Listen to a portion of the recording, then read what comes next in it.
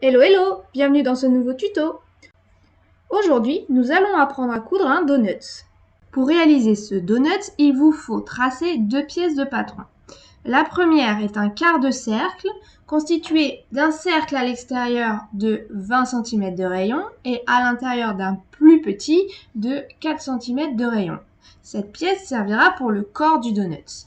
La deuxième pièce est quasiment la même, mais avec des courbes pour tracer les formes du glaçage. Il vous faut ensuite deux pièces de tissu de 45 par 45 cm pour le corps du donut et une autre pièce de tissu de 45 par 45 cm pour le glaçage. Il nous faut ensuite de la ouate, des ciseaux, des épingles et du fil et des perles pour décorer le donut. Allez, c'est parti. On prend notre première pièce de tissu que l'on plie en deux dans la longueur, puis une deuxième fois perpendiculairement. On épingle la pièce du patron sur le tissu, puis on découpe l'extérieur et l'intérieur du cercle. Et voilà! Le glaçage une fois dans le tissu et le donut deux fois. Deuxième étape, on va coudre le glaçage sur le donut. On positionne envers du glaçage sur l'endroit du donut. On épingle le tout et on coud avec un point zigzag très serré ou un point bourdon tout le tour du glaçage. Notre première pièce ainsi cousue, on vient y positionner endroit contre endroit la deuxième partie du donut. On épingle le petit cercle à l'intérieur du donut, bien bord à bord, et on vient le coudre à 1 cm du bord au point droit. Une fois cousu, on crante tout à l'intérieur du cercle et on retourne sur l'endroit pour s'assurer que tout est OK. La suite est légèrement technique, mais vous allez voir, on y arrive. On pose le donut endroit face à soi et on rabat les marges de couture à l'intérieur pour simuler la couture finie. On tient bien ces marges de couture entre les doigts et on retourne le projet sans les lâcher. On les épingle, moi j'ai mis une pince clip et il suffit d'épingler le reste du projet bien bord à bord.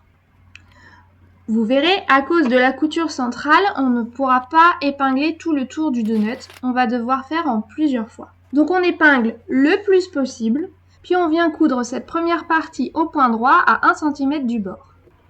Et hop, c'est cousu. Et on obtient un espèce de tube.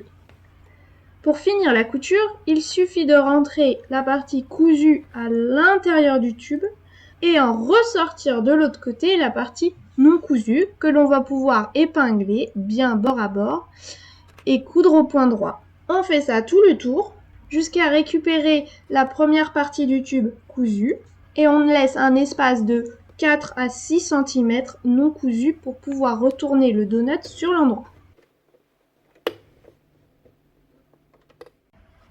Bravo, le plus dur est fait.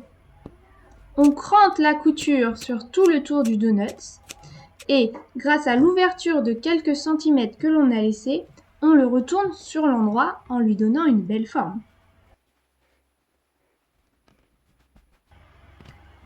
On remplit le donut via l'ouverture avec de l'ouate et on tasse pour obtenir un beau donut.